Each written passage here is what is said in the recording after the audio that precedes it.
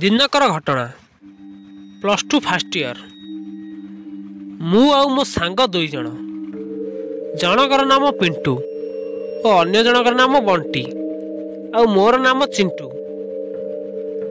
आमे तीन जण गोटे स्कूल रु 10वीं पास करी गोटे कॉलेज रे पाठ पढ़िलु एवं गोटे स्ट्रीम रे तीन जण मिसी आर्ट्स नेलु। आमर तीन जनक घर कॉलेज पाखर बहुत दूर थिला, सेथिपाई आमे तीन जण मिसी मेस करी रहिलु। मेस रे रहिबा पई जिनिस सब दरकार, सेथिपाई बंटी और पिंटू दुई जण सेमानक घरु गैस बासन कुसन इत्यादि आनिके आसिले। मोर तो किछि नथिला, सेथिपाई मोर एडजस्ट होई गला। सबु जिनिस आनी सारला परे रोसई पुणी क्या जना न थाए। सेथिरे पुणी भात सांग को पानिया डाली और ता सांग को कलरा भजा पुणी पोड़ी जाई थाए। सेथिरे पुणी नुआ नुआ सेमिति तो हब रोसई करी खाइलु और तीन जण मिसी छप पारी शोइलु। सकाळ हैला, प्लस टू फास्ट इयर, नुआ नुआ कॉलेज, नुआ नुआ सांग, सेथिरे पुणी नर्भस लागु थाए। आमे तीन जण गाधुआ पाधुआ सारी बाहरी पड़िलु कॉलेज। कॉलेज रे पहुँचला परे आमे तीन जण इकोनॉमिक रो क्लास कलु। तापरे नुआ नुआ सांग मानक सहित भेट हैला एवं कॉलेज रे क्लास सारी आमे तीन जण मेस को आसिलु। एमिति रहु रहु किछि दिन बीतीगला। से दिन मंगलवार होइथाए। आमे तीन जण कॉलेज जाइथिलु। कॉलेज रे सांग माने मिसी चिंता कलु चिकेन फीस्ट करिवा पई। से दिन मंगलवार होइथाए। मु आ पिंटू मंगलवार दिन आमिष खाऊना, सेथिपाई चिंता कलु बुधवार दिन आमिष बारी, बुधवार दिन चिकेन फीस्ट करिवा। सांग माने समस्त राजी होई गले चिकेन फीस्ट करिवा पई बुधवार दिन। राति पाई सकाळ हैला।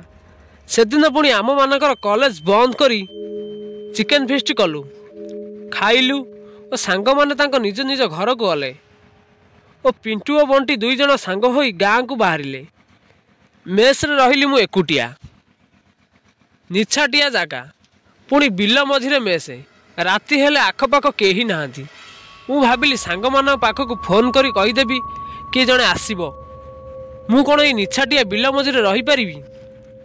मने मने भाबी भाबी गोटे सांग पाखक कॉल कली।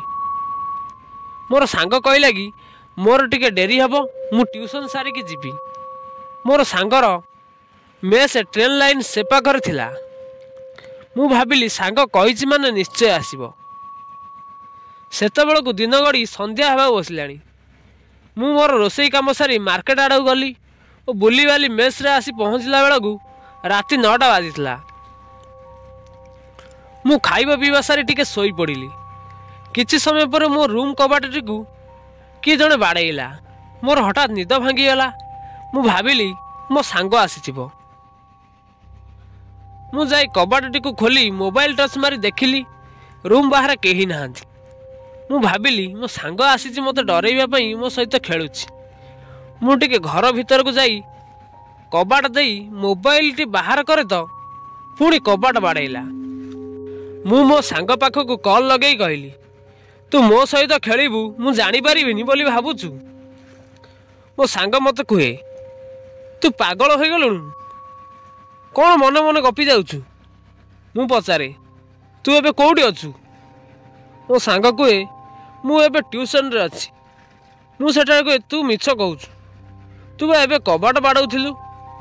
एकथा कहि सारिया पर मो सांग ताको ट्यूशन सारंग सहित कथा करई दिए। मु सेटारु फोन टी काटी रूम लाइट को ऑफ करी रूम भीतर दिवा पहरा मुठी को धरी कबाट पाखरे ठिया हुए। किछि समय परे कबाट पाखर केही जणे ठक ठक करी चली जीवार जानी हुए। मु संगे संगे कबाटटी को खोली देखे तो केही जणे धड़ा लोकटा जाउछि। मु डाके, मौसा एते रात्रे कुआडा आसीथिलो? से धड़ा लोकटी किछि कहू न थाए। मु मोबाइल टच मारिया मात्रे से कुआडे देखा जाएनी। मु रूम को आसे, रूम रे बसी सांग पाखक कॉल लगाए और सांग कुहे, एते राति हेलाणी तू कबाट दे सोई पड़। मु सेठार फोन काटी सोई पड़े। पुणी किए आसी आजबेस्ट घर उपरे चाले। କବାଟ ଖଡ଼ ଖଡ଼ କରେ। ମୋତେ ବହୁତ ଡର ଲାଗେ। ମୁଁ କାନରେ ଇୟର କଟ୍ ଦେଇ ଗୀତ ଶୁଣି ଶୋଇପଡ଼େ। ସକାଳ ହେଲା ପରେ ମୋର ଦୁଇ ସାଙ୍ଗ ଗାଁରୁ ଆସନ୍ତି। ମୁଁ ରାତିରେ ଘଟିଥିବା ସବୁ ଘଟଣା ଗୁଡ଼ିକ ମୋ ସାଙ୍ଗମାନଙ୍କୁ କୁହେ। ସେ ଦୁଇ ଜଣ ମୋ କଥାକୁ ବିଶ୍ୱାସ କରନ୍ତିନି। ସେମିତି ଦିନ ଗଡ଼ି ରାତି ହୋଇଯାଏ। ଆମେ ତିନି ଜଣ ଶୋଇଥାଉ। ପୁଣି ରାତି 10ଟା ହେଲା ମାତ୍ରେ କବାଟ ଖଡ଼ ଖଡ଼ ହୁଏ। ଆମେ ତିନି ଜଣ ଏକା ସାଙ୍ଗରେ ବାହାରକୁ ଆସୁ। ଦେଖୁ ତ କେହି ନାହାନ୍ତି। ପୁଣି ଭିତରକୁ ଯାଉ ତ ଆଜବେଷ୍ଟ ଉପରେ କେହି ଚାଲିଯାଏ। ପିଣ୍ଟୁକୁ ଠିକ୍ ସମୟରେ ଲାଟିନ୍ ଲାଗେ। ଆମେ ଦୁଇ ଜଣ ଠିଆ ହେଉ ଲାଟିନ୍ ପାଖରେ। ପିଣ୍ଟୁ ଭିତରକୁ ଯାଏ। ଭିତରେ କବାଟର ଖିଡ଼ିକି ଦେଇ ବସେ ତ କେହି ଜଣେ ଭିତର ପଟରୁ ପିଣ୍ଟୁକୁ ବାହାରକୁ ଠେଲିଦିଏ। ପିଣ୍ଟୁର ମୁଣ୍ଡ କବାଟରେ ବାଡ଼େଇ ହୋଇଯାଏ।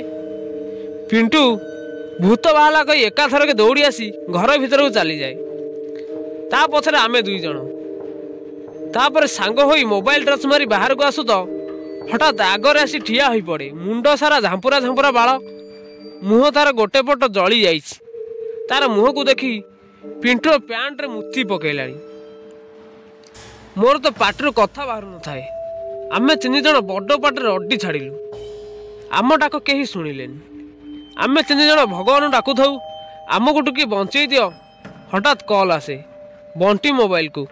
ହନୁମାନ ଚାଳିଶା ବାଜିବାକୁ ଲାଗେ। ସେ କୁଆଡ଼େ ଉଭାନ ହେଇଯାଏ। ଆମେ ତିନି ଜଣ ରୁମ୍ ଭିତରକୁ ଚାଲିଯାଉ। କବାଟ ଦେଇ ବାହାରକୁ ଆସୁନା। ରାତି ସାରା ଖଡ଼ଖାଡ଼ ମଡ଼ମାଡ଼ ଶବ୍ଦରେ ଘର ଯେମିତି ଫାଟି ପଡ଼ୁଥାଏ। ସେଥିରେ ଆମେ ଇୟରକଡ଼ କାନରେ ଦେଇ ଶୋଇପଡ଼ୁ। ରାତି ପାହି ସକାଳ ହେଲା ବେଳକୁ ଆମେ ତିନି ଜଣ ରୁମ୍ ଛାଡ଼ିଦେଲୁ ଓ ଅଲଗା ରୁମ୍ରେ ରହିଲୁ। ସେଇଦିନ ଠାରୁ ସେଇ ରୁମ୍ ବାଟ ଦେଇ ରାତି ସମୟରେ ଯିବା ଆସିବା ବନ୍ଦ କରିଦେଲୁ। ଆଜି ବି ସେ କଥା ଭାବିଲା ବେଳକୁ ଦେହ ହାତ ଶୀତେଇ ଉଠୁଛି। +2 ଫାର୍ଷ୍ଟ ଇୟର। ଆଜବେଷ୍ଟ ଭୂତ।